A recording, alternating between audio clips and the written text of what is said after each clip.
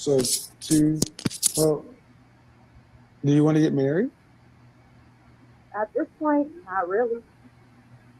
So what's the issue then? If you don't want to get married, I mean, it's just after a while of listening to you, and I mean, I was already kind of like thinking that's kind of like the same way you were. At a point, it's like, first off, I'm a little too busy to be, if you're a real mom and you're really doing it for real by yourself, you're too busy for a man. You're too busy to even act like you want to date or include anyone into the equation. It should feel a little awkward in the first place to even just throw a man into the equation, especially when you got kids that are up in age. It's a little weird for but you're my 36. right. Okay, how old is your youngest? 15. Oh, you started early. Yeah, I did. So your So kids will be gone. Your kids are by before you're 40 years old. Your last kid will be out of high school. right. So what's the rest of life gonna look like for a 40-year woman? So You're gonna have your $2.4 million saved up. so right now I'm just working on my company. It is a But baby. are you going to have your $2.4 million saved by age 65 to retire on? I don't know. Let's hope. There's no hope.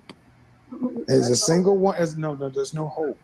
See, if you don't have a man, I mean, I'm and not you saying no that listen, that's not what I don't want. listen, I need you to listen. Mhm. This is not about hope. This is about family planning and life. This is adult stuff. Facts. If you don't have a man, when you reach 65 in mandatory retirement, you can't work anymore, and you don't have enough money to live on from 65 to 85, you get more expensive as you age. Who's going to pay for you?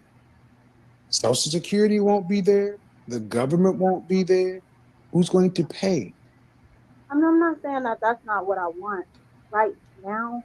I do not want to. I But don't later, care what, but see, listen, later is too listen to me. late. Listen to me. Later, The when I later in is about too 5 years late. from now, in about 5 years from now, they're not gonna focus See, on me. So Kevin's making a real good point here. It's true. A lot of women, and when it comes to dating, see having a man as an afterthought.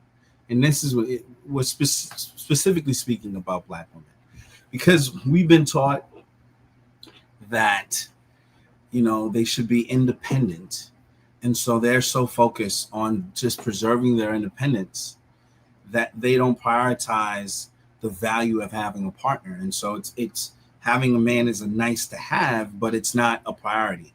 And I think his point is, how late is too late for you?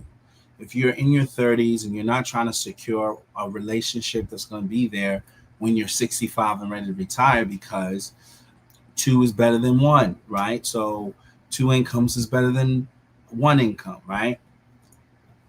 So one income is better than no income. But the point here is that, you're doing yourself a disservice if you're going it alone, and you got to find somebody that you can come to the table with and reason with and deal with on some level.